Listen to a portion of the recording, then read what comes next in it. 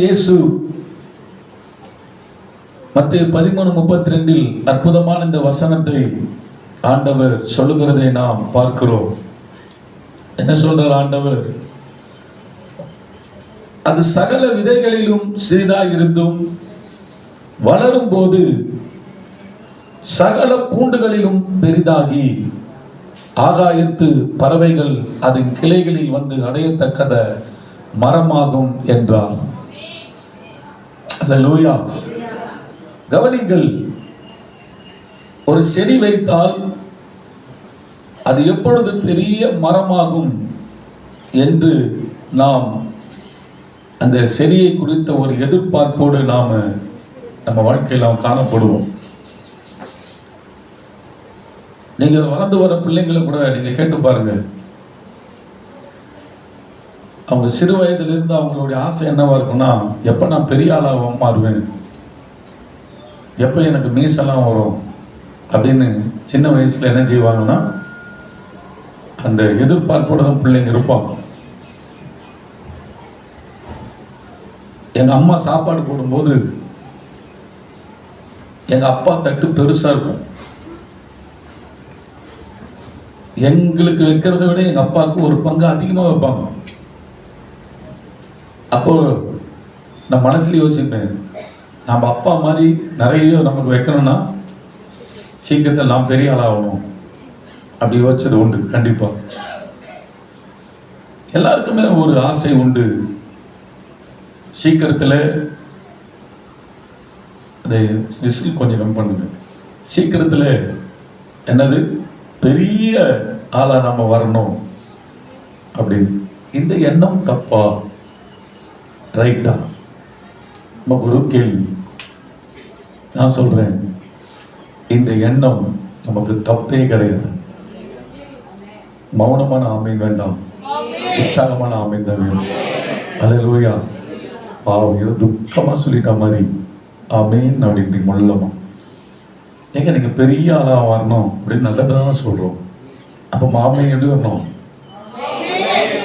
இந்த பக்கம் இருக்கிற மௌன சாமியா இருக்க மாதிரி தான் இருக்கு. தெரியும் மௌன சாமியா இருக்கலாம். கொஞ்சம் மௌனத்தை கலைச்சி சொல்லுங்க. மௌனத்தை கலைச்சாங்க. ஆமென். பெரிய ஆளா நம்ம வரணுங்க. அந்த வசனத்தில் நீங்க பாருங்களேன், அது சகல விதைகளிலும் சிறிதாக இருந்தும் வளரும் போது சகல பூண்டுகளிலும் பெரிதாகி அப்படின்னு போடப்பட்டிருக்கு. அல்லேலூயா. இப்போ கர்த்தருடைய பிள்ளைகளே, நம்ம எல்லாரும் தேவ சமூகத்துல பெரியவனாக இருக்கணும், பெரிய ஆளா நம்ம வரணும். தப்பான எண்ணம் கிடையாது. சொல்ல போனா ஒரு அற்புதமான ஒரு தேவ மனிதன் ஒரு ஜெபத்தையே செய்கிறார்.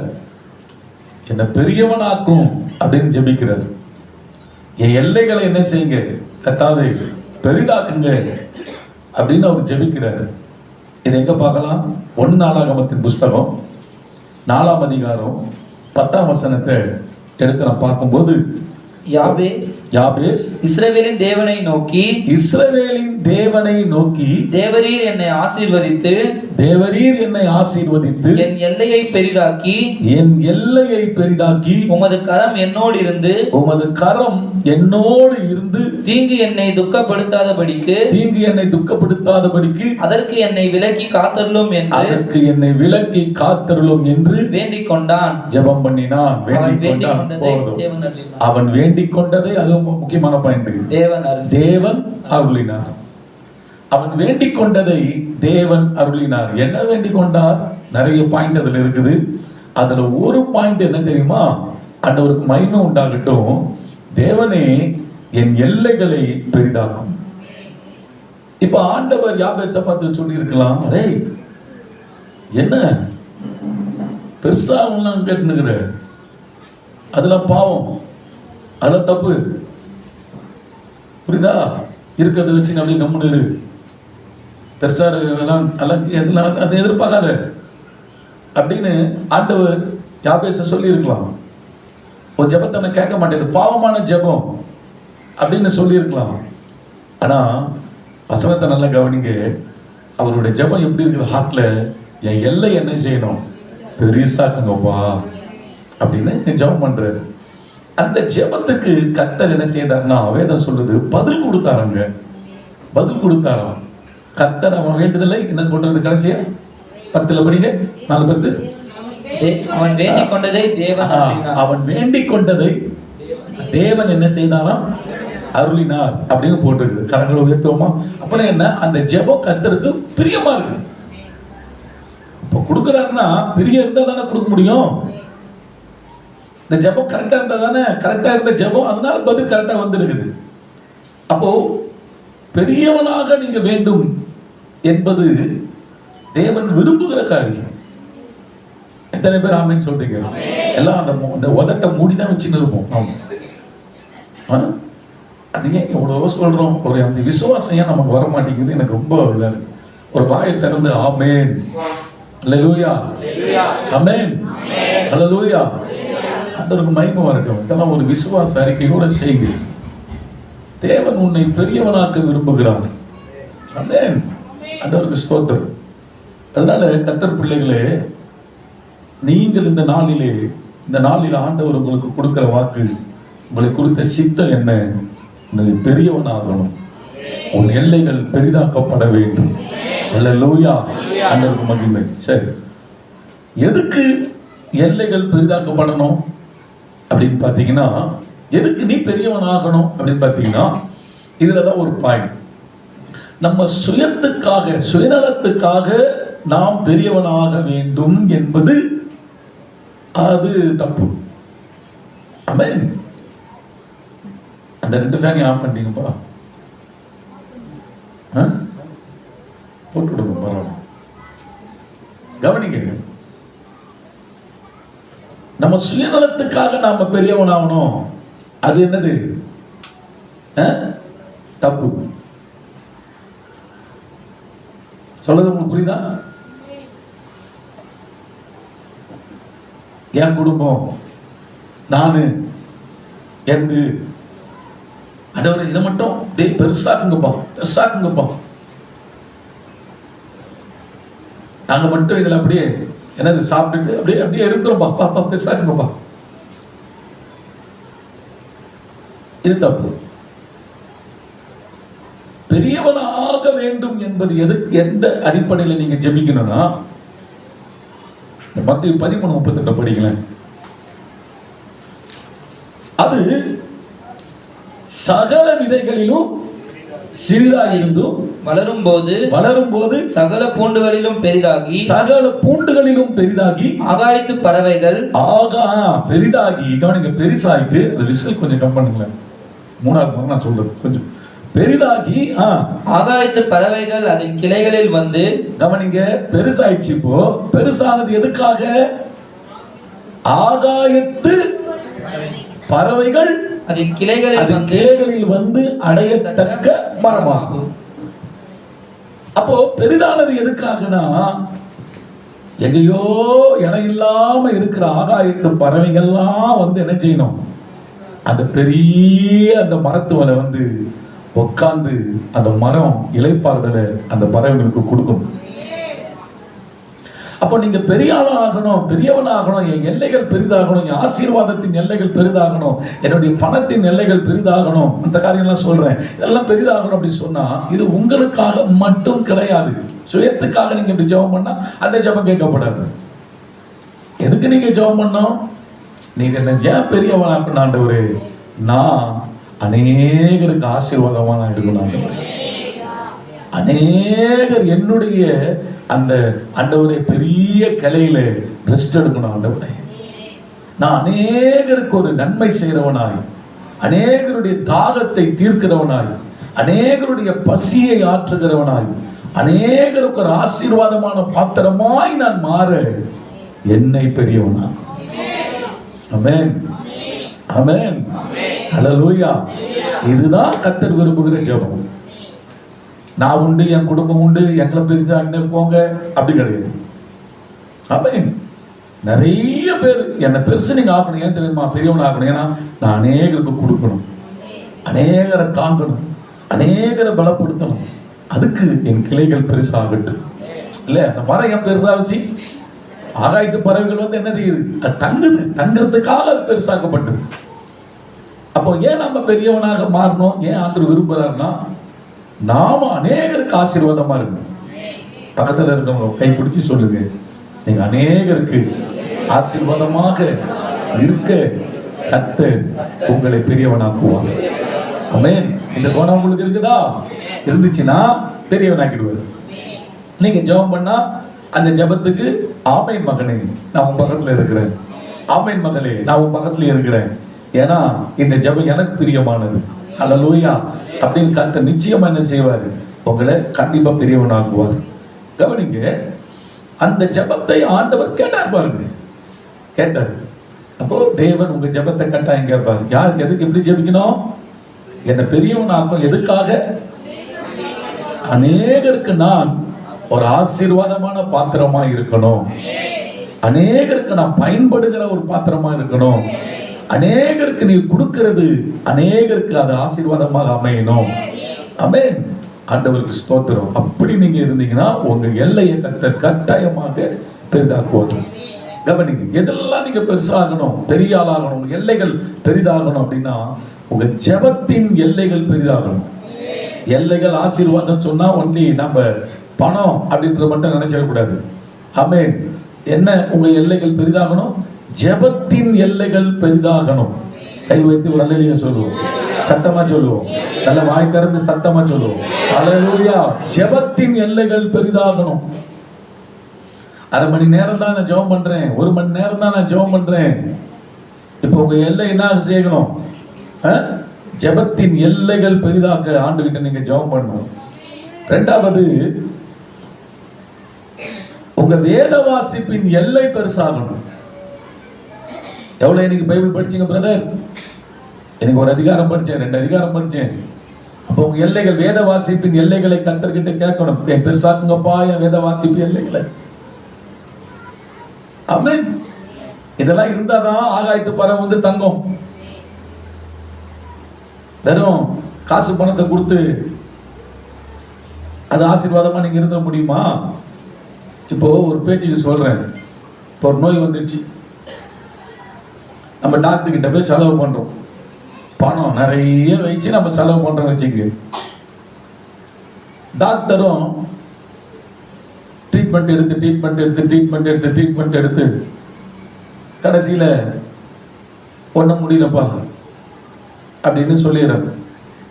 பணத்தை வச்சு ஏதாச்சும் பண்ண முடியுமா? சொல்லுங்க. பண்ண முடியாது. ஒருத்தன் ஹாஸ்பிட்டல்ல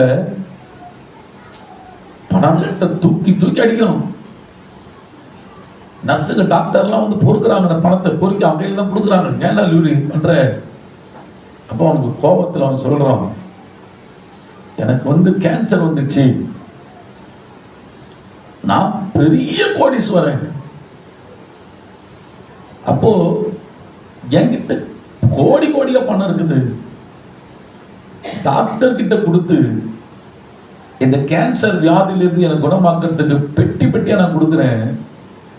டாக்டர் சொல்றாரு, நீங்க பெட்டி பெட்டியா கொடுத்தாலும் சரி, பீரோ கொடுத்தாலும் சரி, உங்க கேன்சர்ல இருந்து உங்களை விடுதலை ஆக்கவே முடியாது, ஏன்னா அது முக்தி போன ஒரு சூழ்நிலை வந்துச்சு. அப்போ அவன் கேட்கிறான், என் பணம் எனக்கு உதவி செய்யலையே சொல்லி அந்த கோபத்துல அந்த சூட்கேஸை திறந்து கொண்டு வந்த பணத்தை எல்லாம் ஹாஸ்பிட்டல்ல இறக்கிறான். ரியலா நடந்தது. சிரிச்சுக்கே இறக்கிறான். உன்னை இவ்வளவு நாளா நான் சம்பாதிச்சு வச்சிருந்தேனே, நீ இன்னும் யூஸ் இல்லாம போறியே, நீ இல்லையா அப்போ உலகம், நீ இல்லையா உலகம் சொல்லிட்டு அவன் அப்படியே பைத்தியக்கார மாதிரி சிரிச்சு அதை இறக்கிறான். நல்லா கவனிங்க. ஆசீர்வாதம் என்பது நிறைய பேர் நம்ம நினைக்கிறது ஒன்லி மணி அதான் நினைக்கிறோம். நெவர். நான் சொல்றேன், பணம் மட்டும்தான் ஆசீர்வாதம் என்று நினைத்தால் நம்மை போல ஒரு முட்டாள் இந்த உலகத்துல யாருமே இருக்க முடியும். சொல்றது உங்களுக்கு புரியுதா? ஆசீர்வாதத்தில் அதுவும் ஒன்று. ஆனா நல்ல கவனிங்க, ஆசீர்வாதம் எல்லைகள் பெரிதாகணும். ஆசீர்வாதம் எது தெரியுமா? ஜெபம் என்கிற எல்லை உனக்கு பெரிதான ஆசீர்வாதம். அது பெரிதாகும். வேத வாசிப்பு என்கிற அந்த எல்லை உனக்கு பெரிசாகும். இதெல்லாம் ஆசீர்வாதங்க, இதெல்லாம் ஆசீர்வாதம். தேவனுக்கு மகிமை உண்டாகட்டும். ஆமென். மூணாவது, ஆத்தும ஆதாயம். அந்த எல்லை உனக்கு பெருசா மாறணும்.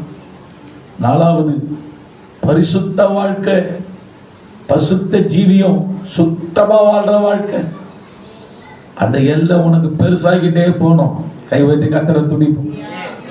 சபைக்குள்ள வந்து நீ உள்ள வருவதற்கு முன்னாடி சிகரெட் பிடிக்கிற ஆளா நீ இருந்திருப்பீங்க, குடிக்கிற ஆளா இருந்திருப்பீங்க.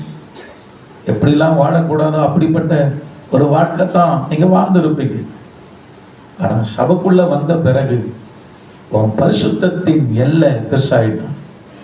இந்த பிரதர் சிகரெட் எல்லாம் பிடிச்சிட்டு இருந்தாரு, இப்போ அதெல்லாம் விட்டுட்டாரு. குடிச்சிட்டு இருந்தாரு, இந்த குடியெல்லாம் விட்டுட்டாரு. இதோட என்ன அர்த்தம்? இவருடைய பரிசுத்தத்தோட எல்லை என்ன ஆகிட்டு இருக்குது? பெருசாகிக்கிட்டே இருக்குது. கைதட்டி ஆண்டவரை துதிக்கும். ஹல்லேலூயா. அந்த மாதிரி இதெல்லாம் ஒரு எல்லை உனக்கு பெருசாகும். ஆமென். ஆண்டவருக்கு மகிமை உண்டாகட்டும். சொல்லணும், பாஸ்டர் இந்த பழக்கம்லாம் எனக்கு இருந்துச்சு பாஸ்டர், ஆனா சர்ச்சைக்கு வர வர வர வர ஆண்டவரோடு கூட நான் வாழ செய்தியை கேட்க பைபிளை நான் படிக்க ஆண்டவருக்கு மகிமை வரட்டும். கர்த்தர் பிள்ளைகளோடு இணைந்து ஜெபிக்க என்கிட்ட இருக்கிற அந்த கெட்ட பழக்கம் எல்லாம் அப்படியே கொஞ்சம் கொஞ்சமா என்ன செஞ்சிருச்சு? மாறி போனது. அதுதான் பரிசுத்தத்தின் எல்லை பெரிதாக்கப்படுகிறது. ஹல்லேலூயா. கைகளை உயர்த்தும். இந்த எல்லாம் பெருசா இருக்கிற தம்பி, உங்களுக்கு இதுல நீங்க சாட்சி சொல்ல முடியுமா? சிஸ்டருங்க இதுல சாட்சி சொல்ல முடியுமா? ஆண்டவருக்கு மகிமை உண்டாகட்டும். ஆமென். சினிமா படம்லாம் முதல்ல விஜய் படம், அந்த படம் ரிலீஸ் ஆன உடனே நான் முதலாலாம் பார்த்துருவேன். ஆனால் இப்போ ஏசுநாதர் ஏற்றுக்கிட்ட பிறகு எனக்கு அதெல்லாம் பார்க்க மைண்டே போல பாஸ்டர்.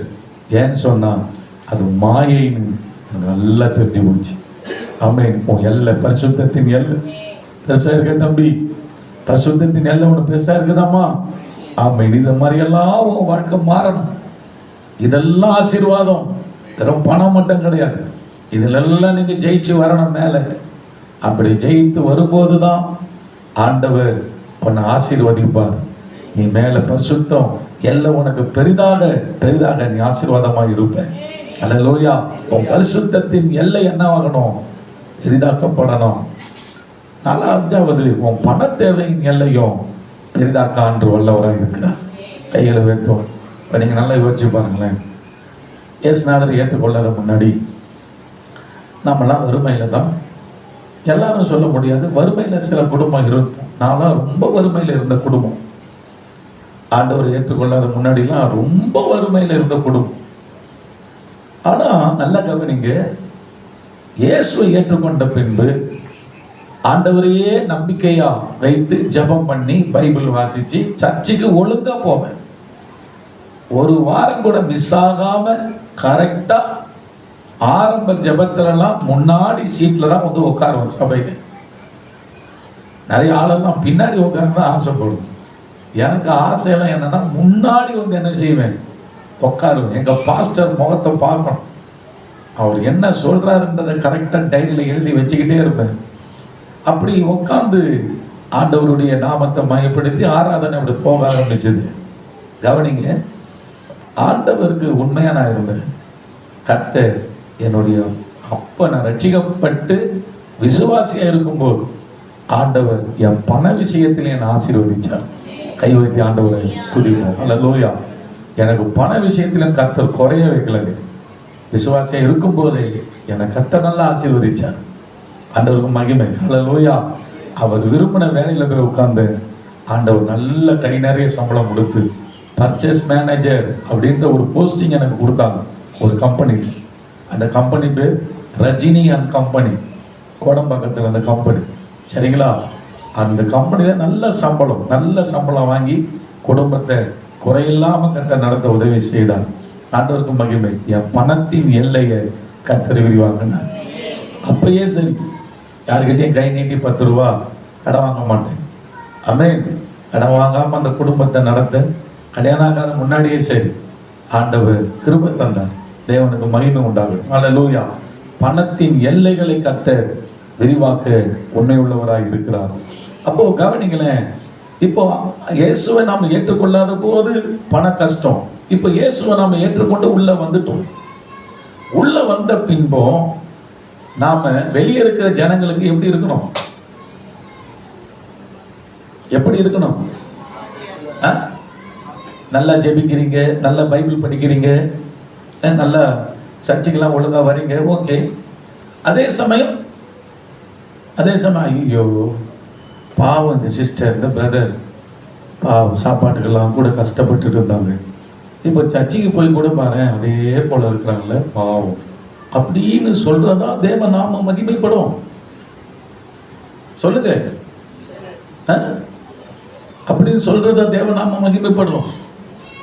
பிரதர் சொல்லுங்க, பிரதர் சிஸ்டர் சொல்லுங்க. நிறைய பேருக்கு என்னன்னா அதுல அப்படி ஏதோ நம்ம தலைவிதி என்ன பண்றது அப்படின்னு நிச்சயம் இல்லைங்க, கண்டிப்பா கிடையாது.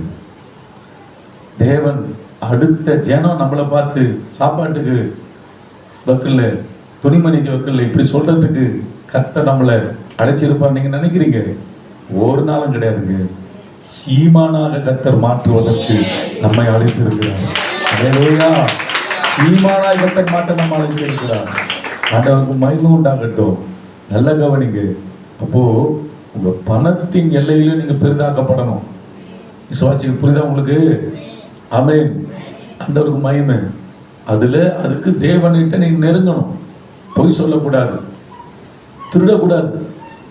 ஆமென். ஆண்டவருக்கு ஸ்தோத்திரம். ஆனா நீ கர்த்தருக்கு உண்மையா நீ இருக்கணும். உண்மையா இருந்து பாருங்க, நிச்சயமா கர்த்தர் என்ன செய்வார்?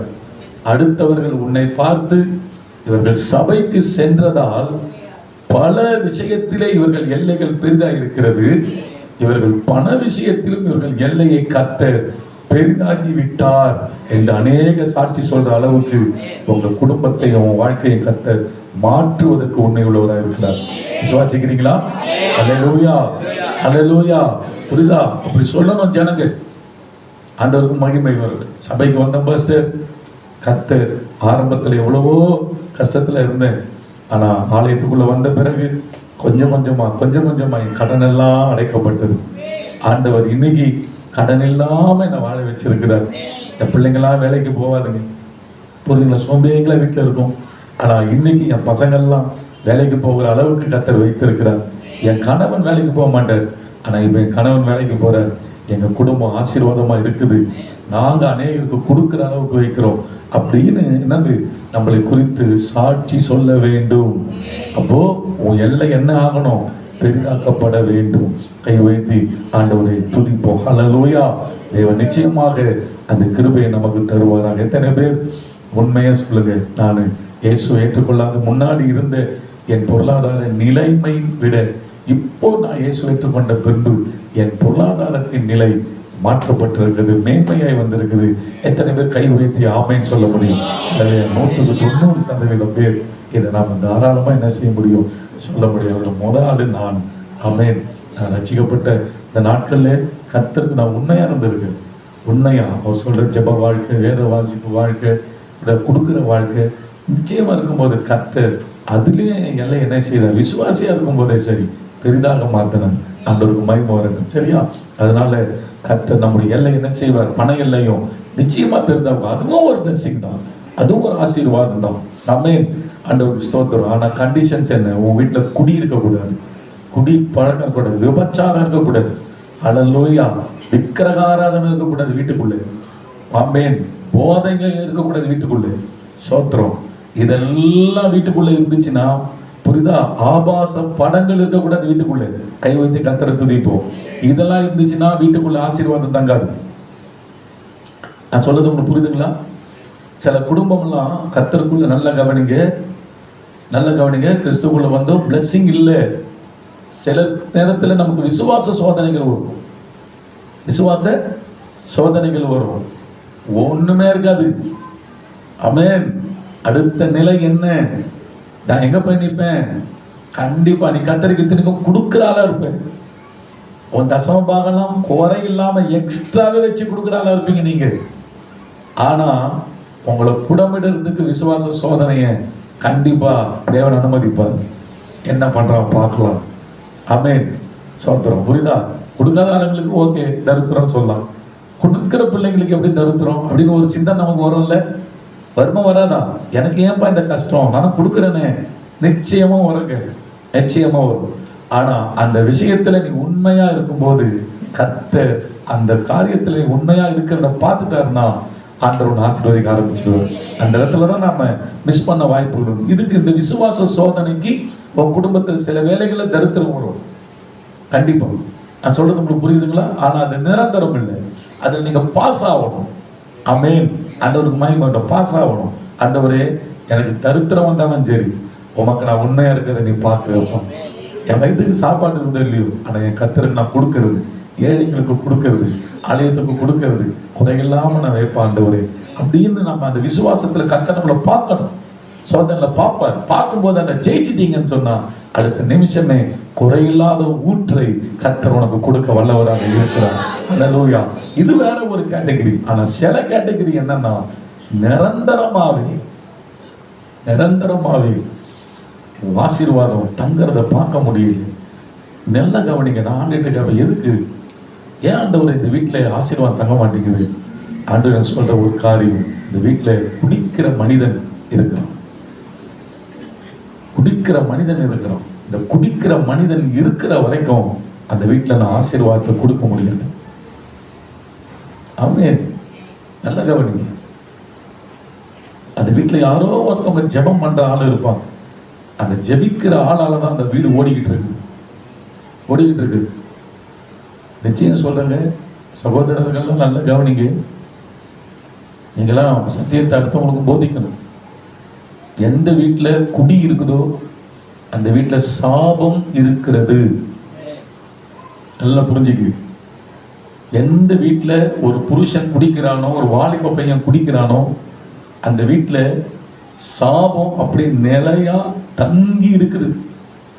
மனைவி ஜெபிக்கிற ஆளா கூட நீ இருக்கலாம், பிள்ளைங்க ஜெபிக்கிற ஆளா இருக்கலாம். ஆனா நீங்க முதல்ல ஜெபிக்க வேண்டியது என்னன்னா, இந்த குடி என்ற சாபத்தில் இருந்து, புரியுதா, என் கணவனை மீட்டு விடும், என் மகனை நீ மீட்டு விடும். சாபம் அது. அது வயிறாக்க, அது டைட்டா பிடிச்சிருக்கும் ஆளு. அது ஒரு வலு சர்ப்பத்தின் ஆவி. அதோட நீங்க போராடினா அதை நீங்க மேற்கொள்ள, அதுல இருந்து அவங்களை விடுதலை ஆக்கணும். இது சாபம். அதே போல அந்த வீட்டுல பணம் தங்காது. என்னதான் நீ குடிக்காரனாச்சு பாருங்க, குடிக்கிறவங்க வீட்டுல பணம் தங்காது. அது ஏதோ ஓடிக்கிட்டு இருக்குதுன்னா ஜெபிக்கிற யாரோ ஒருத்தர் 2 பேர் இருக்கிறாங்க அந்த வீட்டுல. அதுதான், அதை வச்சுதான் ஓடுது. புரியுதா? இந்த குடிக்கிற மனுஷன் மனம் திரும்பிட்டானா அந்த வீடு எவ்வளவு ஆசீர்வாதமா இருக்கும்ல, அவ்வளவு ஆசீர்வாதமா இருக்கும்ல. அவன் சாபத்தை வீட்டுக்குள்ள கொண்டு வரான். புரியுதா?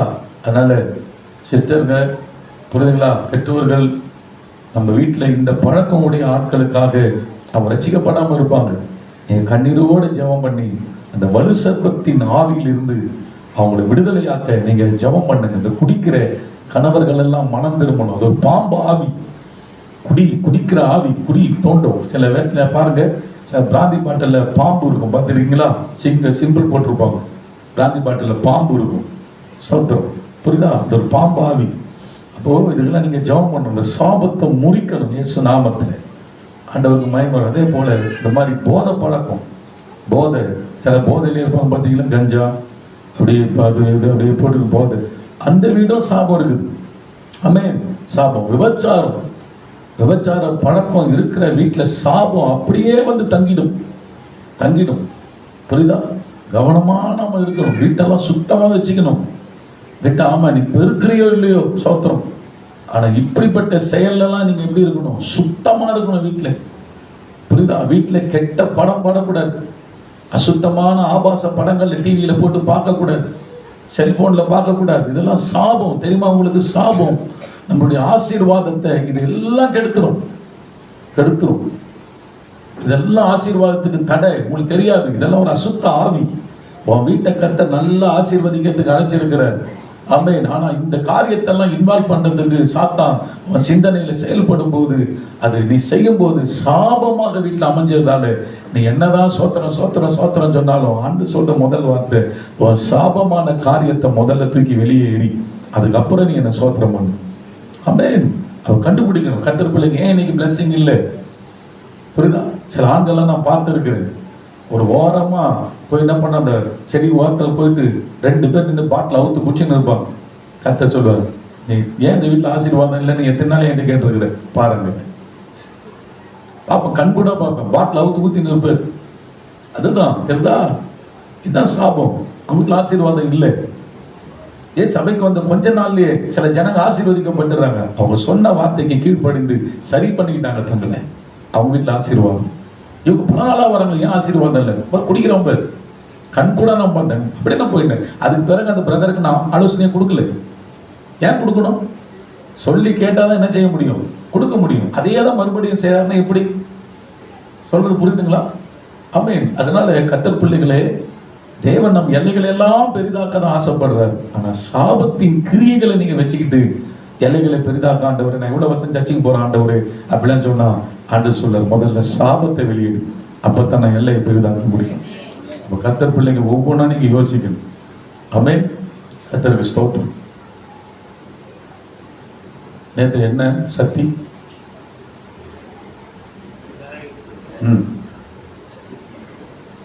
இத்தனை பேர் வீட்டில் நேற்று கொழுக்கட்டை செஞ்சுருக்கீங்க.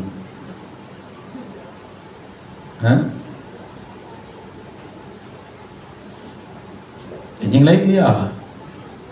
யாரோ 1-2 வீட்டில் நடக்கும். பொங்கல் எத்தனை பேர் செஞ்சீங்க? சுண்டல் எத்தனை பேர் செஞ்சீங்க? ஏன் அது இன்னைக்கு செஞ்சு சாப்பிட்டுருக்க வேண்டியதானே? சொல்றது புரியுதா? இன்னைக்கு செய்ய வேண்டியதாங்க, முந்தா நாள் செய்ய வேண்டியதானே. அதான் நேற்று மட்டும் செய்றீங்க.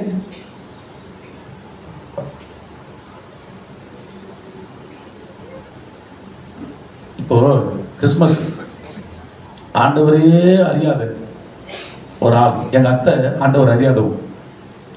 ஆனா அந்த கிறிஸ்மஸ் அன்னைக்கு எங்க அத்தை என்ன பண்ணோன்னா, சின்ன வயசுல நாங்களே ஏசப்பாவை ஏத்துக்கல. அப்ப கூட்டு போவோம் எங்க அத்தை வீட்டுக்கு வாடா. ஆர்சி தானே, அப்போ தெரிஞ்சது எல்லாமே நமக்கு ஆர்சி தான். ஏசுநாதர் ஃபோட்டோ வச்சுட்டு சின்ன கேக் ஒன்று வாங்கி மெழுகு வத்தி வாங்கி ஹாப்பி பர்த்டே கொண்டாடலாம் ஏசப்பாவுக்கு சொல்லிட்டு கொண்டாடலாம். நல்லா கவனிங்க, இதை வேற ஒரு நாள் செய்ய வேண்டியதானே? என்னைக்கு கிறிஸ்துமஸ் அன்னைக்கு ஏன் செய்யறாங்க? இயேசு மேல அன்பு இருக்க, ஓகேவா? கொண்டாட்டு வரும். இது இயேசுவை மையமா வச்சு செய்யறதால இயேசு மகிமை பண்றாரா இல்லையா? இப்ப நாங்க நேற்று யாருக்கு பிறந்த நாள்? நேற்று யாருக்கு பிறந்த நாள்? நீங்க சொல்லிங்க பக்கத்து வீட்டில் செய்யறாங்க, அங்க செய்யறாங்க, இங்க செய்யறாங்க. பாஸ்டர் எங்க பிள்ளைங்க ஆணு வாயை பார்த்துன்னு இருக்கும். எங்க வாயை பார்த்துட்டு எச்ச ஒளி கூட புள்ள மயக்கச்சு விட்டாங்க. ஏங்க உங்களுக்கு அந்த வைராக்கியம் இல்லாம போகுது? ஏன் அந்த வைராக்கியம் இல்லை? பசங்களுக்கு என் பக்குவமா சொல்ல மாட்டோம். இன்னைக்குதான் கொழுக்கட்டை செய்யணுமா?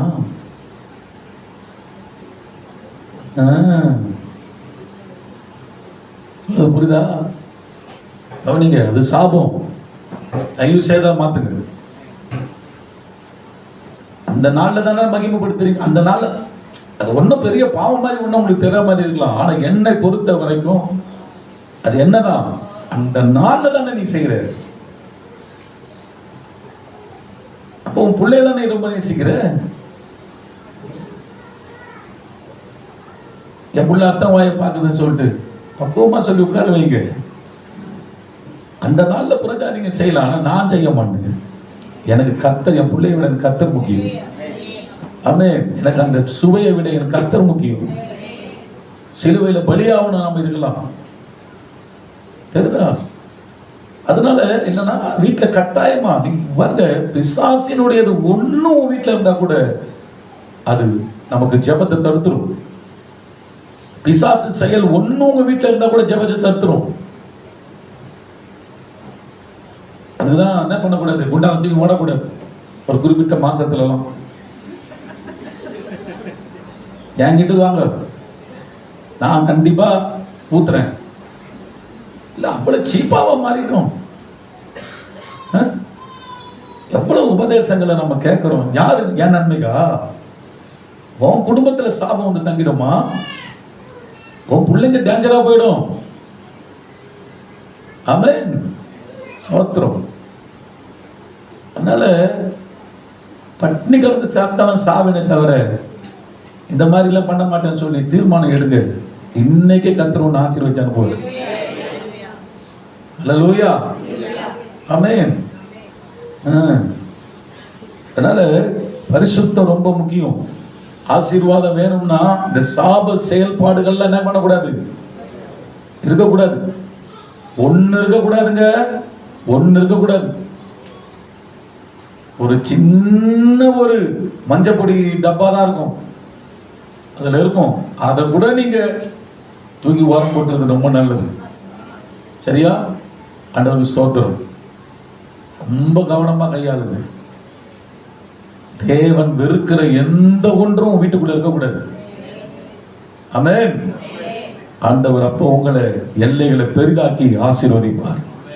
அல்லேலூயா, ஆமென். சகோதர சிநேகத்தில் நீங்க ஐக்கியம் பெருசா வளரணும், எல்லை பெரிதாகும். அப்ப இப்படிப்பட்ட எல்லைகள் எல்லாம் என்ன செய்யணும், ரொம்ப பெருசா உனக்கு வரணும். என்ன?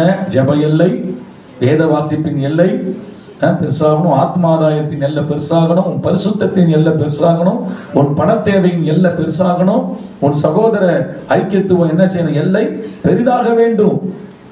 இது எல்லாம் என்ன செய்யணும், பெரிதாகணும். கை வைத்து கர்த்தரை துதிப்போம். ஹல்லேலூயா, ஆமென், glory to Lord, ஆமென். எல்லைகளை பெரிதாக்கி விரிவாக்குமே, எல்லையில்லா கிருபைகளை பொழிந்தருளுமே. எல்லைகளை பெரிதாக்கி விரிவாக்குமே, எல்லையில்லா கிருபைகளை பொழிந்தருளுமே. எல்லைகளை, ஜெபத்தின் எல்லைகளை, எல்லைகளை, ஊழிய எல்லைகளை, எல்லைகளை, ஜெபத்தின் எல்லைகளை, எல்லைகளை, ஊழிய எல்லைகளை, எல்லைகளை பெரிதாக்கி விரிவாக்குமே.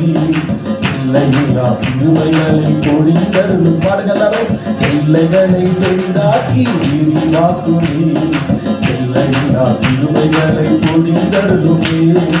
எல்லைகளை, ஜெபத்தின் எல்லைகளை, எல்லைகளை, ஊழிய எல்லைகளை, எல்லைகளை, ஜெபத்தின் எல்லைகளை, எல்லைகளை, ஊழிய எல்லைகளை, எல்லைகளை பெரிதாக்கி விரிவாக்குமே. எல்லையில்லா கிருபைகளை பொழிந்தருளுமே, எல்லைகளை பெரிதாக்கி விரிவாக்குமே, எல்லையில்லா கிருபைகளை பொழிந்தருளுமே. அல்லேலூயா. எத்தனை பேர் இந்த இதுவரைக்கும் கேட்டதுல நான் பெரியவனாகணும், நான் பெரியவனாக ரீசன் கண்டுபிடிச்சிட்டேன், அம்மை அநேகருக்கு ஆசீர்வாதமாக்க நான் பெரியவனாகணும் அப்படின்னு நான் என்ன ஜெபம் பண்ணுவேன் அப்படின்ற எத்தனை பேர் கை வைத்தி கர்த்தரை துதிங்க பார்க்கலாம். பக்கத்துல இருக்கிற சொல்லுங்க, கட்டாயமா கர்த்தர் உங்களை பெரியவனாக்குவார், பெரியவனாக்குவார். கை பிடிச்ச சொல்லுங்க பார்க்கலாம். நிச்சயமா உண்மை விசுவாசத்தோட சொல்லுங்க, விசுவாசத்தோட சொல்லுங்க. கர்த்தர் கட்டாயமா உங்க விசுவாசத்தின்படி உங்களை நடத்துவார். ஷார்ட்டா நான் சொல்லி முடிக்க போகிறேன். ஆமென். பெரியவனாக்கப்பட்ட ஒரு மனிதன் தேவன் அவனை பெரியவனாக்கினார். ஆமென். அந்த பெரியவனாக்கப்பட்டதற்கான ஒரு சில ரகசியத்தை மட்டும் நான் சொல்லி நான் முடிக்க விரும்புகிறேன். ஆதியாகமத்தின் புத்தகம் 26ஆம் அதிகாரம் 12ஆம் வசனம் 13ஆம் வசனத்தை படிங்க. ஈசாக்கு அந்த தேசத்தில் விதை விதைத்தான். ஈசாக்கு அந்த தேசத்தில் விதை விதைத்தான். கர்த்தர் அவனை ஆசீர்வதித்ததினால், கர்த்தர் அவனை ஆசீர்வதித்ததினால் அந்த வருஷத்தில் 100 மடங்கு பலனை அடைந்தான். அந்த வருஷத்தில் 100 மடங்கு பலனை அடைந்தான். அவன் ஐஸ்வர்யவானாகி வர வர விருத்தி அடைந்து மகா பெரியவனானான். மகா பெரியவனானான். எல்லாம் சொல்லுங்க, மகா. பிரதர்ஸுங்க எல்லாம் சொல்லுங்க, மகா. சிஸ்டருங்க சொல்லுங்க, மகா பெரியவளானால். உங்களை சொல்லுங்க, நான் மகா பெரியவளாவேன். பிரதர்சன சொல்லுங்க, நான் மகா பெரியவனாவேன். எல்லாம் மூணு கூட்டமா சொல்லலாமா? ஒன்னும் சேர்த்து சொல்லலாமா? சொல்லுங்க, நான் மகா. அல்லேலூயா. ஒரு கை தட்டு கொடுங்க பார்க்கலாம். ஆமென். இந்த பெரியவனாக்குறது சாத்தானா இல்ல கர்த்தரா? ஈசாக்க பெரியவன மகா பெரியவனாக்குறது சாத்தானா கர்த்தரா? கர்த்தர். அப்போ நம்மளை எல்லாம் மகா பெரியவனாக்க ஆண்டவர் சித்தம் கொண்டு இருக்கிறாரா? சித்தம் கொண்டு இருக்கிறாரா? சித்தம் கொண்டு இருக்கிறாரா? கண்டிப்பா. நீ விசுவாசித்தால் தேவன் உன்னை மகா பெரியவன் ஆக்குவார். நீ தேவனுடைய சித்தத்தின்படி அவர் விருப்பத்தின்படி செய்கிற ஆளாக இருந்தால் கட்டாயம் தேவன் உன்னை மகா பெரியவன் ஆக்குவார். அதில் எந்த சந்தேகமும் இல்லை. கவனிங்க, இந்த மகா பெரியவன் ஆனான் என்று எழுதப்பட்டிருக்கிற இந்த ஈசாக்கினுடைய எப்படி இவ்வளோ பெரிய ஆளாக மாறப்பட்டதுன்னா, கவனிங்க, பொறாமைப்படுற அளவுக்கு கத்த பெருசாகிட்டேன். நான் சொல்றேன், ஆசீர்வாதம் எப்படி தெரியுமா நமக்கு கத்தர் கொடுக்கணும்? அடுத்தவங்க வயிறு உப்பி போகணும். எப்படி சொல்லுங்க? என்னங்க பாஸ்டர் நேமா பேசுறீங்களே? உண்மையாக கர்த்தர் உங்களை ஆசீர்வதிக்க ஆரம்பிச்சிட்டாருன்னா என்னதான்? அதுக்கு அடுத்த வசனம் படிக்கலேன். அடுத்த வசனம் படிங்க, 14ஆம் வசனம் படிங்க. அவனுக்கு ஆட்டு மந்தையும் மாட்டு மந்தையும் அநேக பணிவிடைக்காரரும் ஆமா இருந்தபடியினாலே ஆமா பெலிஸ்தர் அவன் பேரில் பொறாமை கொண்டு. போதும். பெலிஸ்தருடைய வைரியம் உப்புச்சான். பொறாமை கொண்டு என்ன அர்த்தம்? உப்புது. ஐயோ, இவ்வளவா? இப்படியா? எங்கேயோ போயிட்டாங்களே, எங்கேயோ போயிட்டானே. ஐயோ, நம்ம என்ன அப்படியே இருக்கிறோமே அப்படின்னு யோசிக்கிறீங்களா? அப்படி நம்ம ஒரு நாளும் யோசிக்க கூடாது. ஆனா கர்த்தர் உங்க மேல பொறாம கொண்டு ஜனங்க அப்படி யோசிக்க கர்த்தர் இருக்க போறாரு. எத்தனை பேர் விசுவாசிக்கிறீங்க? புரிகிறவங்க மட்டும் கை தட்டுங்க பாருங்க. அல்லேலூயா. அந்த கட்டாயம் அந்த அளவுக்கு கீபோர்ட் ஆஃப். நம்ம வாழ்க்கையில கர்த்தர் நம்மளை அடுத்தவங்க பொறாமப்படுற அளவுக்கு கர்த்தர் நம்மளை என்ன செய்ய போறாரு? ஆசீர்வதிக்கிற தேவனா இருக்க போகிறார். எத்தனை பேர் விசுவாசிக்கிறீங்க? ஆமென். அந்த வசனத்தை நல்லா பாருங்களேன். மகா பெரியவன் ஆனான். ஆனா அந்த மகா பெரியவன் ஆனான் என்பதற்கு நம்ம மேல இருந்து படித்துக் கொண்டு வருவதை விட கீழே இருந்து படிச்சுக்கிட்டு போனோம்னா சூப்பரா இருக்கும். சரியா? அந்த மகா பெரியவன் ஆனான் இருந்து எடுத்துக்கொள்ளுங்க. அந்த 13ஆம் வசனத்திலிருந்து நான் அப்படியே படிச்சு உங்களுக்கு காட்டுறேன். பாருங்க, மகா பெரியவன் ஆனான். எல்லாம் எடுத்துட்டீங்களா? பைபிள் எல்லாம் எடுத்துட்டீங்களா? 26ஆம் அதிகாரம் 26ஆம் அதிகாரம். ஆண்டவருக்கு பயன் உண்டாகட்டும். மகா பெரியவன் ஆனான் அப்படிதானே போட்டிருக்கு. ஓகேவா? இப்ப மகா பெரியவன் ஆனான் எப்பொழுது? எப்பொழுது? வர வர விருத்தி அடைந்து. எழுதிருக்குதா? வர வர விருத்தி அடைஞ்சாதான் நீ மகா பெரியவனாக மாற முடியும். பக்கத்துல கைப்பிடி சொல்லு. வர வர விருத்தி அடையணும். அதே கைப்பிடி சொல்லுங்க. கண்டிப்பா உங்க குடும்பம் கர்த்தர் சொல்றபடி கேட்பதால் வர வர விருத்திக்கு வரும். கைதட்டுங்க பார்க்கலாம். உங்க குடும்பம் விருத்திக்கு வர சிஸ்டர். உங்க குடும்பம் பாழா போட நினைச்சுதான் நீங்க வந்துக்கிறீங்க. பாழா போகுது குடும்பம், என்னதான் தெரியல. இல்ல, கர்த்தர் சொல்றாரு இன்னைக்கு உங்க குடும்பம் பாழா போவே போவாது. அது விருத்திக்கு வரும்படி கர்த்தர் நான் தெரிய செய்ய போகிறேன். அல்லேலூயா. தேவன் கூட நீ பேசுறாரு. விருத்தி அடைய உன் குடும்பம். ஆமென். அப்ப மகா பெரியவன் ஆவன்னா விருத்தி அடையணும். உங்க குடும்பம் விருத்தி அடையணும். நாளுக்கு நாள் உன் ஃபேமிலி விருத்தி அடைந்து கொண்டே வரணும். சரி, இப்ப விருத்தி அடையணும்னா என்ன செய்யணும்? விருத்திக்கு வரணும் என்ன செய்யணும்? வசனத்தை தான் நீங்க பார்க்கணும். என்ன பண்ணும்? அவன் ஐஸ்வர்யவனாகி வர வர விருத்தி அடைந்தான். அப்ப விருத்தி வரணும்னா உங்க குடும்பத்துக்கு என்ன வேணும்? சத்தமா ஐஸ்வர்யம் தேவை. ஐஸ்வர்யம் இருந்தாதான் என்ன செய்ய முடியும்? விருத்திக்கு வர முடியும். விருத்திக்கு வந்தாதான் நீ பெரியவனாக முடியும். அப்ப ஐஸ்வர்யம் வேணும். ஐஸ்வர்யம் தேவனால் கொடுக்க முடியுமா? கட்டாயம் முடியுங்க. பக்கத்துல நம்ம சொல்லுங்க.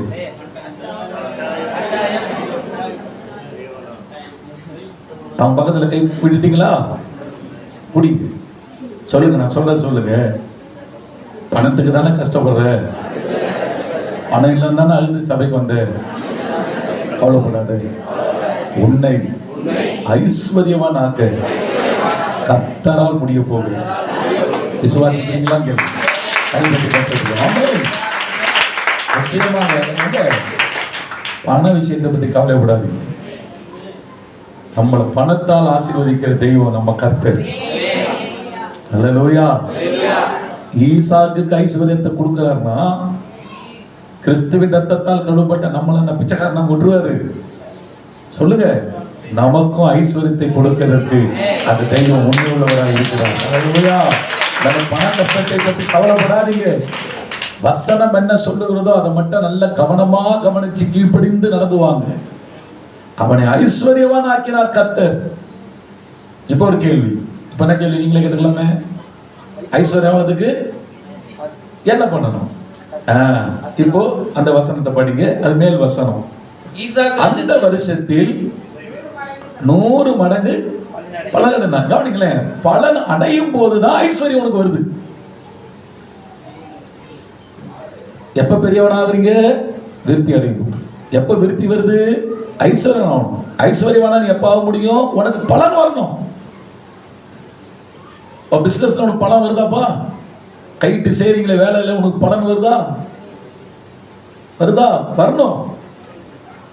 பலன் வரணும். அந்த பலன்ல கொஞ்சமாவது நீ சேர்த்து வைக்கணும். எல்லாம் போது பாஸ்டர், எல்லாம் போது பாஸ்டர்னா நீங்க அமைதியா கொஞ்சம் கர்த்தர் சமூகத்தில் உட்கார்ந்து உங்களை ஆராய்ச்சி பார்க்கணும். ஏன்னா பலன் இல்லாத வருமானம் ஏதோ ஒரு ஆபத்துக்குள்ள இருக்குதுன்னு அர்த்தம். நான் மறுபடியும் சொல்றேன், எல்லாரும் நான் சொல்ல முடியாது. விசுவாச சோதனையில சில சம்பவங்கள் நடக்கும் நமக்கு. ஆனா நம்ம லைஃப்ல யாரும் சொன்னா முன்னாடி சொல்லிட்டேன், குடிக்கிறதுன்னா கையில நிக்காது, பலன் நிக்காது. குடிக்கிற வீட்டுல நீங்க பாருங்க, ஆசீர்வாதம் நிக்கவே நிக்காது. என்னைக்கோ ஒரு நாள் குடிக்கிறோம் பாஸ்டர், என்னைக்கோ ஒரு நாள் குடிச்சாலும் சரி, டெய்லி குடிச்சாலும் சரி, சாபம் சாபம் தான் வீட்டுல. அது சீக்கிரத்துல இயேசுக்குள்ள மனம் திரும்பி நீங்க வந்தோம்னா வெளியே பலன் வரும்போதுதான் நீ ஐஸ்வர்யனாக முடியும். அந்த பலன் என்பது நல்ல கவனிங்க, உங்களால் முடியாதது. அந்த பலன் வரவர் அவன் என்ன செய்தானா 100 மடங்கு பலன் அடைந்தான். அந்த பலன் எப்படி வருது பாருங்க, யாரால வருது பாருங்க. அந்த பலன் வரணும்னா என்ன செய்யணும்? கர்த்தர் அவனை ஆசீர்வதித்ததினால். அப்போ கர்த்தர் ஆசீர்வதிச்சாதான் பலன் பெற முடியுது. அப்படிதானே? சொல்றது உங்களுக்கு புரியுதா? கர்த்தருடைய ஆசீர்வாதம் தான் நீ பலனை பெறதுக்கு வழி. நம்ம என்ன நினைச்சுக்கிறோம்? நான் உழைச்சா போதையா, நான் உழைச்சேன், ஏன் உழைப்பு, ஏன் உழைப்பு, நான் கர்த்தர் நட்டுக்கு கர்த்தர், நான் உழைச்ச சம்பாதிக்க போறேன், நான் உழைச்சி சாப்பிடுறேன்.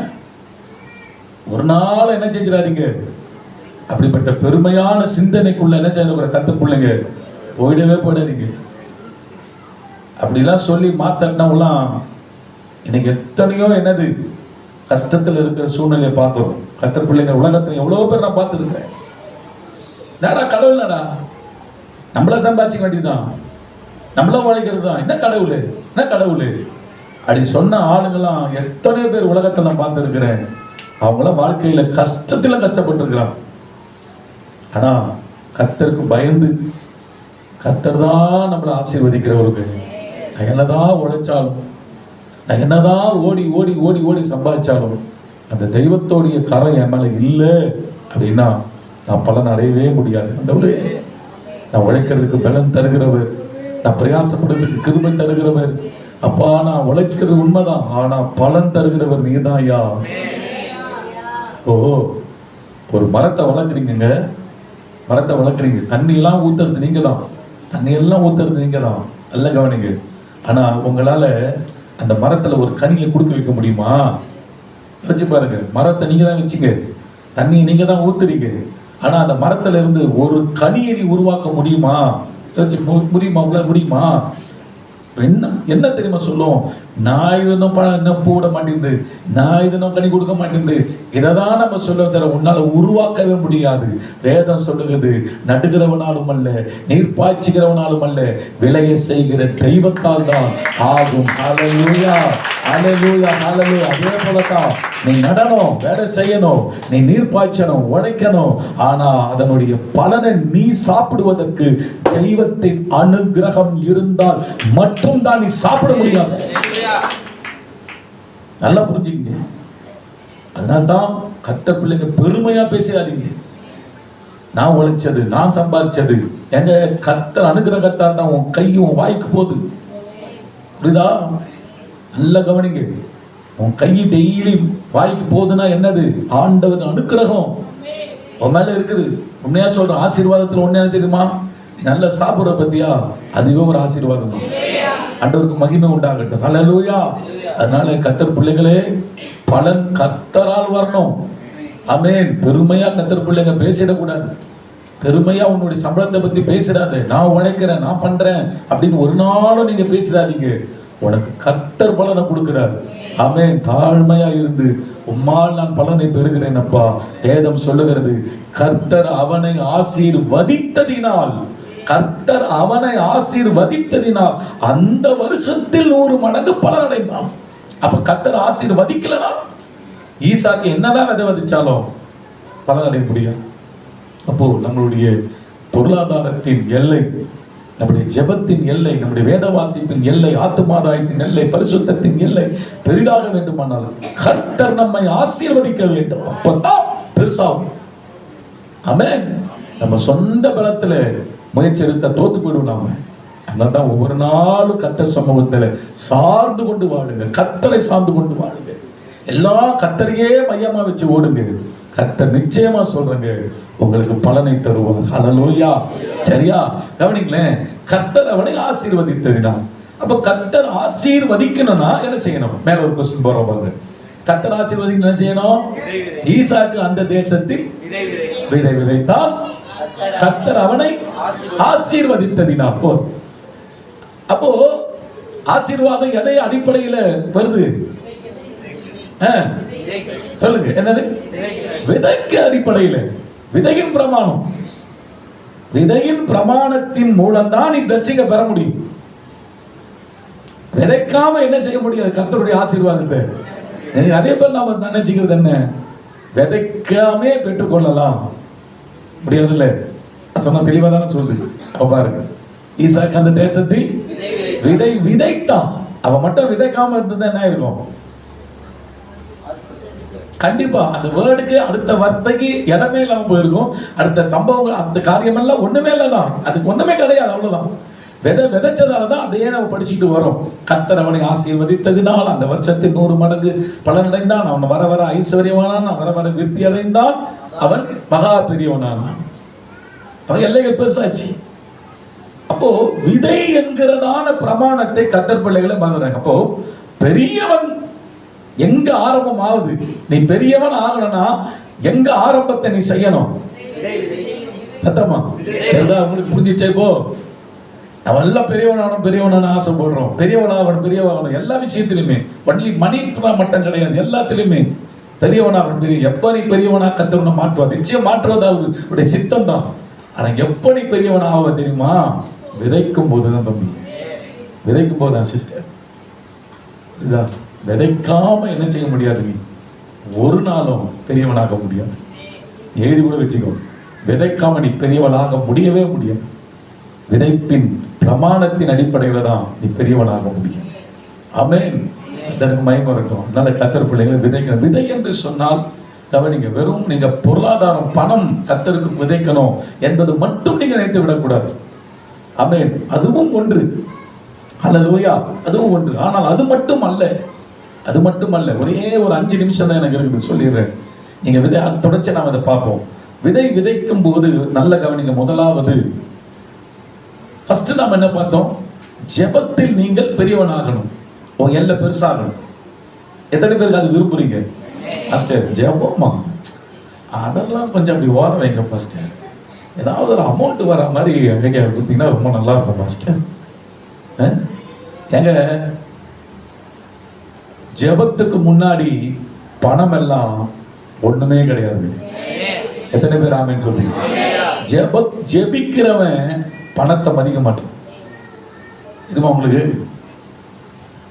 பணத்தை மதிக்கிறவன் ஜெபிக்க மாட்டான். எத்தனை பேர் விசுவாசிக்கிறீங்க? உண்மைங்க. ஜெபிக்கிறவன் பணத்தை மதிக்க மாட்டான். பணத்தை மதிக்கிறவன் ஜெபிக்க மாட்டான். ஆண்டவருக்கு மகிமை உண்டாகட்டும்.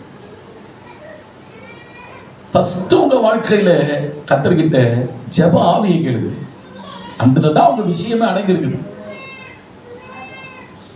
உங்களுடைய லைஃப் ஸ்மூத்தா, சிம்பிளா, அழகா, சீக்கிரமா ஒரு நிறைவோட போகணும்னா உங்களுக்கு ரகசியம் தெரியுமா? ஜெபிக்கிற ஆளா இருந்தா சூப்பரா விரிவடைஞ்சி ஸ்பீடா அழகா போகும் லைஃப். இன்னைக்கு நிறைய பேருக்கு அந்த ரகசியம் சொன்னா கூட புரிஞ்சுக்க, ஏற்றுக்கொள்ள மாட்டாங்க, விசுவாசிக்க மாட்டாங்க. முதல்ல நீங்க ஆண்டுகிட்ட கேட்கறது பணத்தை கொடுங்கன்னு கேட்காதீங்க. எனக்கு ஜெப ஆவியை கொடுங்க ஆண்டவரே. ரகசியம் சொல்லி கொடுக்குறேன்.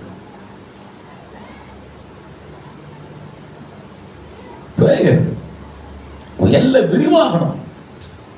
1 மணி நேரம் பத்தாதுப்பா. அன்னிட்டு சொல்லுப்பா விரிவாக்குங்கப்பா. 2 மணி நேரம் ஆகணும்ப்பா. ஆசை இருக்குதா தம்பி? சிஸ்டர் ஆசை இருக்குதா? ஜெப நேரம் உங்களுக்கு விரிவாகணும் ஆசை இருக்குதா? அது விருத்திக்கு கொண்டு வரணும் ஆசை இருக்குதா? அந்த ஆசை உள்ளத்துல இருக்கணும். 3 மணி நேரம், 4 மணி நேரம், 5 மணி நேரம், 6 மணி நேரம், அப்படியே உன்னுடைய ஜெப நேரம் அது விருத்தி அடைந்து கொண்டே பெரிதாகி கொண்டே இருக்கணும். எல்லை.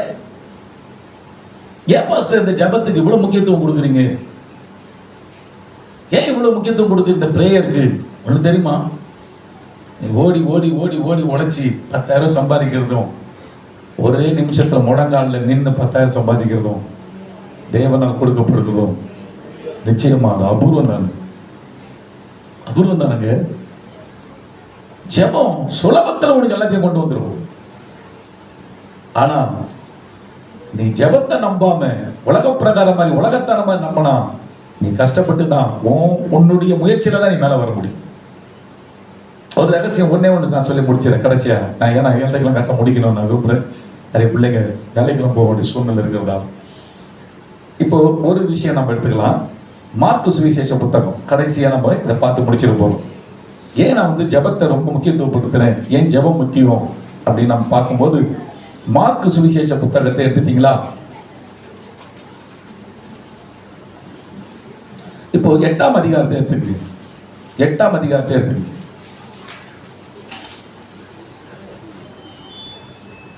இரண்டாம் வசனம், 1ஆம் வசனம். அந்த நாட்களில் திரளான ஜனங்கள் கூடி வந்திருக்கையில் அவர்கள் சாப்பிடுகிறதுக்கு ஒன்றுமில்லாத போது இயேசு தம்முடைய சீஷரை அழைத்து, ஜனங்களுக்காக பரிதபிக்கிறேன், இவர்கள் இப்பொழுது என்னிடத்தில் தங்கியிருந்த 3 நாளாய் சாப்பிடாமல் ஒன்றுமில்லாது இருக்கிறார்கள். இவர்கள் சிலர் தூரத்திலிருந்து வந்தவர்களாகையால் நான் இவர்களை பட்டினியாய் வீட்டுக்கு அனுப்பிவிட்டால் வழியிலே சோர்ந்து போவார்களே என்றார்.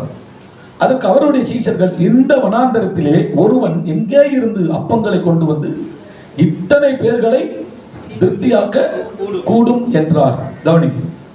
இப்ப இந்த இடத்துல ஒண்ணுமே கிடையாதுங்க. என்னது? ஒண்ணுமே கிடையாது. எவ்வளவு ஜனக்கூட்டம் இங்க இருக்கிறாங்க. 19ஆம் வசனம் பாருங்க. நான் 5 அப்பங்களை 5000 பேருக்கு பங்கிட்ட போது மீதியான துணிக்கைகளை எத்தனை கூடையை எடுத்தீர்கள் என்று கேட்டார். 12 என்றார்கள். நான் 7 அப்பங்களை 4000 பேருக்கு பங்கிட்ட போது மீதியான துணிக்கைகள் எத்தனை கூடையை எடுத்தீர்கள் என்று கேட்டார். 7 அப்பங்களை என்றார்கள். இந்த இடத்துல நம்ம என்ன பார்க்கிறோம்? ஏதோ சில அப்பங்கள் கையில வச்சுக்கிட்டு இருக்கிறாங்க. ஆனா இங்க சாப்பிட்ட புருஷர்கள் பார்த்தீங்கன்னா 8ஆம் அதிகார சம்பவத்துல 4000 பேர் சாப்பிட்டு இருக்கிறாங்க. அதுக்கு முன்னாடி நீங்க இதே மார்க்ல பாத்தீங்கன்னா 5000 பேர் சாப்பிட்டு இருப்பாங்க. நல்லா இதை கவனிச்சுட்டே வாங்களேன். இந்த 5000 பேர் சாப்பிட்டாங்கல்ல, அப்பமோ மீனும். எப்படிங்க சீச்சர்கள் சொல்றாங்க, இவங்களுக்கு நம்ம சாப்பாடுல கொடுக்கறதுக்கு சான்ஸே கிடையாது, சான்ஸே கிடையாது, வீட்டுக்கு அனுப்பிச்சு விட்டுருங்க, சீக்கிரம் வீட்டுக்கு அனுப்பிச்சு விட்டுருங்க, போட்டோன்றாங்க. ஆண்டவருக்கு தெரியும். ஏன் நீ அவசரப்படுற? சீச்சர்களை பார்த்து உங்களுக்கு சாப்பாடு கொடுக்கணும். எப்படி கொடுக்க முடியும்? முடியும். உங்ககிட்ட என்ன இருக்குன்னு கேட்டாரு. ஒரு பையன், நல்ல பையன், 5 அப்பம் வச்சுருக்கிறேன் கையில், 2 மீன். அப்போ எங்க கிட்ட என்ன இருக்குது? அந்த அப்போ 2 மீன் தான் இருக்குது. அதை என்கிட்ட கொண்டு வாங்க.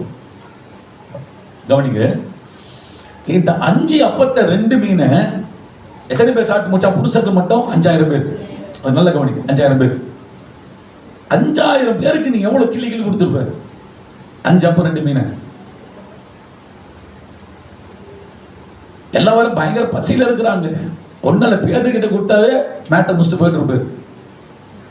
5 அப்பத்தையும் 2 மீனையும் ஒரே நிமிஷத்துல லபக்குன்னு போட்டு, எனக்கு தெரியாது நான் என்ன பண்றது, பசியில சாப்பிட்டு போயிட்டு இருப்பாரு.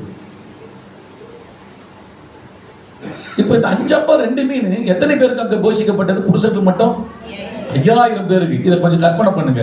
என்னங்க இது எப்படிங்க முடியும்? ஒண்ணு நான் சொல்ல முடியுங்க, தன்னுடைய உடல் உழைப்புல கஷ்டப்பட்டு இருந்தா இந்த 5000 பேருக்கும் எத்தனையோ மாச கணக்குல உழைச்சி சம்பாதிச்சு அப்பங்களை சுட்டு மீனை பொறிச்சு கொண்டு வந்து கொடுத்துருவோம். அது உள்ள பசியில செத்து போயிட்டு இருப்பாங்க. சாத்தியம் இல்லை. ஆனா சில மணி நேரத்திலேயே 5000 பேரும் போஷிக்கப்பட்டாங்க. எப்படி நீங்க நினைக்கிறீங்கன்னா? ஒண்ணே ஒண்ணு, பிரேயர், ஜெபம். ஆண்டு சொல்றாரு பாருங்க, அதை என்கிட்ட கொண்டு வாங்கன்றாரு. அப்போ அவர் ஸ்தோத்தரித்துன்னு போட்டிருக்கு. அந்த வார்த்தையை கவனிச்சிங்களா? அந்த அப்பத்தை என்ன செய்தானா? மீனை எடுத்து ஸ்தோத்திரம் பண்ணி, அதுதான் முக்கியமான வேர்டு. அந்த வேர்டை நல்லா புரிஞ்சுங்க. அந்த ஸ்தோத்திரம் பண்ணாரு பாத்தீங்களா? அந்த ஸ்தோத்திரம் பண்ணாரு பாருங்க, அதுதான் முக்கியமான ஒரு வார்த்தை. அதான் பிரேயர். அந்த ஸ்தோத்திரத்தில் என்ன இருக்குது? ஜெபம் இருக்குது. ஸ்தோத்திரத்தோடு கூடிய ஜெபத்தினாலும் வேண்டுதனாலும் தேவனுக்கு தெரியப்படுத்துங்க. அப்போ ஸ்தோத்திரம் பண்ணும் போதே இயேசுவுடைய உள்ளத்துல ஒரு ஜெபம் ஏறெடுக்கப்படுது. என்ன ஜெபம்? அற்புதங்களை செய்கிறவரே, வனாந்தரத்தில் காடைகளை கொண்டு வந்து அடித்து ஜனங்கள் எல்லாரும் புசிக்கும்படி கிரியை செய்தவரே, என்னுடைய உபதேசத்தை கேட்கின்ற ஜனங்கள் எல்லாம் எத்தனையோ ஆயிரங்களாக இருக்கிறாங்க. பிதாவே, இந்த 5 அப்பம் 2 மீனையும் ஆசீர்வதித்து என் ஜனங்களுக்கு தாங்கப்பா அப்படின்னு நம்பி இயேசுக்குள்ள எப்பவுமே நல்ல பலமான விசுவாசம் வர இருந்துச்சு. அந்த கூடைய அந்த 5 அப்பத்தையும் அந்த 2 மீனையும் கீழே வைக்கிறாரு. அது எடுக்க எடுக்க எடுக்க எடுக்க ஓட்டம் மிராக்கிள். அல்லேலூயா. எவ்வளவு சம்பாதிச்சு இருக்கணும், எவ்வளவு பாடுபடணும், நேர்மையா. அந்த நேர்மைன்னு சொல்றதை விட கர்த்தருடைய அற்புதத்தால் இது வந்தது. ஆண்டவரும் பொய் சொல்ல கொள்ளடிக்கல. பட் தேவன் அற்புதம் செய்ய முடியும். கல்லுகள் இருந்து கூட அப்பங்களை ஆண்டவர் உண்டாக்க முடியும். வேதவசனம் சொல்லுது. அவர் ராஜா, அவர் மகிமையின் தேவன். சாத்தானே அற்புதம் செய்யும் போது நம்ம கர்த்தர் அற்புதத்தின் ராஜா அல்லவா? கரங்களை கட்டி கர்த்தருக்கு ஸ்தோத்திரம் பண்ணணும். அல்லேலூயா, ஆமென். அதனால தேவன் பசிக்கிற ஜனங்களுக்கு அற்புதம் செய்யறார் அந்த இடத்துல. அப்போ நீ நார்மலா உடைச்சி சம்பாதிச்சு அவ்வளவு பேருக்கும் கொடுத்துருக்கணும், என்ன எவ்வளவு இருக்கும்? ஆனா ஒரு நிமிஷ ஜெபம் தான். புரியுதுங்களா? எவ்வளோ தேவைகளை பல ஆயிரம், அது காசு கொடுத்து நீ வாங்கினா எத்தனை ஆயிரம் ஆயிருக்கும்? எத்தனை ஆயிரம் ஆயிருக்கும் சொல்லுங்க? பல ஆயிரம் அப்பமா மீனும். ஆனா யாராச்சும் காசு கொடுத்து வாங்கினாங்களா? இல்லை. ஒரே ஒரு ஜெபம் தான். அதான் சொல்றேங்க. நீ உன் உழைப்புல உன் குடும்பத்தை நடத்த ஆசைப்படுறியா? இல்ல முழங்கால நின்று உன் ஜெபத்துல உன் குடும்பத்தை நடத்த ஆசைப்படுறியா? பக்கத்துல பார்த்து கேளு. பக்கத்துல பார்த்து கேளு. உன் உழைப்புலயா உன் குடும்பத்திலயா? நான் சொல்றேன், உழைக்கணும். அதே சமயம் முழங்கால நின்றுதான் உன் குடும்பத்தை நடத்தணும். ஆமென். முழங்கால நின்னீங்கன்னா அப்ப மாதிரி உன் வீட்டுல மீன் மாதிரி அதிசயமா வந்தது போல உங்க வீட்டுக்கு அற்புதம் நடக்கும். நல்லா புரிஞ்சுங்க, அற்புதம் நடக்கும். நீங்க முழங்கால ஜெபத்துல நின்று கர்த்தாவே இப்படிலாம் தேவை இருக்குது, இப்படிலாம் தேவை இருக்குது சொல்லி சொல்லி சொல்லி சொல்லி சொல்லி ஜெபம் பண்ணீங்கன்னா எப்படி அந்த அப்பம்லாம் எப்படி அதிசயமா வந்தது போல மீன் வந்தது போல அதிசயமா கர்த்தர் உன்னை போஷிப்பாரு. இதெல்லாம் விட்டுட்டு இல்லப்பா நான் வாய்ச்சி தான் ஆகணும், நான் வாய்ச்சி தான் ஜெபம் எனக்கு நம்பிக்கை இல்லப்பா, நான் வாய்ச்சி தான் ஆகணும், வாய்ச்சிக்கோ. ஆமென். கர்த்தர் பிள்ளைங்க தெளிவா இருக்கு. நமக்கு ஒரு ஜீவனுள்ள தேவன் இருக்கிறார். உழைக்கணும், அதே சமயம் உழைக்கணும். ஆனா முழங்கால நின்னா தேவன் மனிதருக்கு தயவு கிடைக்க செய்து காகத்தை கொண்டு வந்து கூட உனக்கு போஷித்து. ஹல்லேலூயா. ஒரு பாஸ்டர் ஜெபம் பண்றார், ஆண்டவரே ஆலயம் கட்டத்துக்கு ஷெட் கட்டினா ஆண்டவரே, ஐயா காகத்தை கொண்டு போஷித்தீரே, காகத்தை கொண்டு போஷித்தீரே, காகத்தை கொண்டு போஷித்தீரே. ஜெபம் பண்ணிட்டே. ஒரு நாள் காக்கா ஒரு சவர நகையை கொண்டு வந்து பழுக்கு போட்டு போயிடுச்சு. அவ்வளவுதான். அவர் ஒரு சவரம் வாங்கினா எவ்வளவு? 50,000 ரூபாய். எங்க போயிட்டு வேலை செய்யணும் வாங்க அப்படிலாம். ஊழியக்காரனுடைய வாழ்க்கையில விசுவாசம், விசுவாசிகள் வாழ்க்கை விசுவாசத்துல ஓடணும். தேவ வார்த்தையை நீ நம்ப போதும். ஹல்லேலூயா. அழகா காக்கா குத்துட்டு போயிட்டே இருந்தது. சாட்சி சொல்றாங்க, காந்து பேர் இல்ல, அது உறுதிப்படுத்து பேர் சத்திரம். கத்தரை துதிக்குது. கான கத்தர் கத்தர் துதிக்குது. அப்ப தேவஜனமே, உன் வாழ்க்கை உன்னுடைய பணத்தை உன்னுடைய பலத்தை சார்ந்து கிடையாது. விருத்தி அடைவது பெரியவனாகிறது. ஜெபத்தை சார்ந்து இருக்கிறது நீ பெரியவனாவது, விருத்தி அடைவது. எத்தனை பேர் விசுவாசிக்கிறீங்க? கர்த்தர் இன்னைக்கு பேசுற வார்த்தை என்ன? உன்னை மகா பெரியவனாக்குவேன். ஹல்லேலூயா. முன்பாக நீ விதைக்க வேண்டும். ஆமென். ஜெபம் என்கிற காரியத்தை பார்க்கிறோம். அந்த ஜெபத்துக்கு நீ என்ன செய்யணும்? விதைக்கணும். என்ன விதைக்கணும்? உனக்கு அடுத்த வாரம் நேரத்தை நீ விதைக்கணும். ஆண்டவருக்கு ஸ்தோத்திரம். எல்லாம் எழுந்திருப்போமா? எல்லாம் எழுந்திருப்போமா? ஆண்டவர்கிட்ட சொல்லுவோம், ஆண்டவரே இன்றைக்கு உங்களுடைய கருத்தில் என்னை ஒப்பு கொடுத்து விடுகிறது. எல்லாரும் சுறுசுறுப்பாக எழுந்திருப்போம். நேரம் இல்லை, சீக்கிரத்தோடு முடிக்கணும். எல்லாம் எழுந்திருப்போம். சீக்கிரம் சீக்கிரம். தேர்ரா ஹாலாதாராபா. ஓ எல்லாம் ஆமென். Glory to Lord, glory to Lord. எல்லைகளை பெரிதாக்கி விரிவாக்குமே, எல்லையில்லா கிருபைகளை பொழிந்தருளுமே. எல்லைகளை பெரிதாக்கி விரிவாக்குமே, எல்லையில்லா கிருபைகளை பொழிந்தருளுமே. எல்லைகளை ஜெபத்தின் எல்லைகளை, எல்லைகளை வரத்தின் எல்லைகளை, எல்லைகளை ஜெபத்தின் எல்லைகளை, எல்லைகளை வரத்தின் எல்லைகளை, எல்லைகளை பெரிதாக்கி அல்லவா எல்லையில்லா கிருபைகளை பொழிந்தருளுமே. எல்லைகளை பெரிதாக்கி விரிவாக்குமே, எல்லையில்லா கிருபைகளை பொழிந்தருளுமே. எல்லா கரங்களை தட்டி கர்த்தராகிய இயேசுவாவுக்கு எல்லா கரங்களை தட்டி கர்த்தரை ஸ்தோத்திரம் பண்ணுவோம். ஆமென். கண்டிப்பா யாபேசின் எல்லையை விரிவாக்கினது போல ஆண்டவர் மகளே மகனே உன் எல்லையை விரிவாக்குவார். கவலைப்படாதே, சோர்ந்து போகாதே. நிச்சயம் ஆண்டவர் உன்னை பெரியவனாய் மாற்றுவார். உன்னை பெரியவளாய் கர்த்தர் மாற்றுவார். ஆனால் நீ பெரியவளாய் மாற்றுவதற்கு ஆமென் ஆண்டவர் சமூகத்தில் நீ விதைக்க கற்றுக்கொள்ள வேண்டும். விதையை பொறுத்துத்தான் உன்னுடைய ஆமென் பெரியவனாக்கப்படுகிற அனுபவம் உனக்கு வந்து சேரும். மகளே, தேவ சமூகத்தில் நீ எதையெல்லாம் விதைக்க வேண்டும் என்று தொடர்ந்து கர்த்தர் உன்னோடு கூட பேசுவார். அந்த வார்த்தைகளுக்கெல்லாம் கீழ்ப்படிந்து நடந்து பார். நிச்சயம் உன் எல்லைகள் பெரிதாக்கப்படும். சாபத்தின் காரியங்களுக்காக எல்லாம் கை வைத்து, ஏசப்பா உன் வீட்டுல எல்லைகள் பெரிதாகிறதுக்கு முக்கியம்.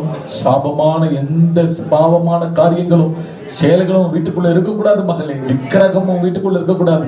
சாபமான அந்த விக்கிரகத்தை தூக்கி முதல்ல வெளியே நீ ஏய்த்து விடு.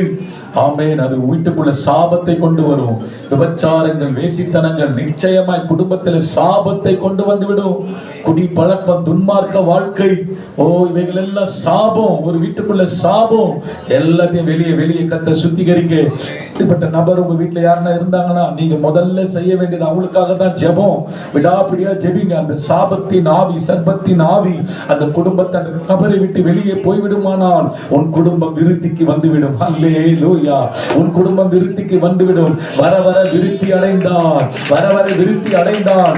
ஆமென். ஆண்டவர் உன் குடும்பத்தை விருத்தி அடைய செய்வார். அல்ல கரங்களை தட்டி கர்த்தரை துதிப்போம். கரங்களை தட்டி கர்த்தரை துதிப்போம். ஆண்டவர் கிருபையை உனக்கு தருகிறார் மகனே, மகளே.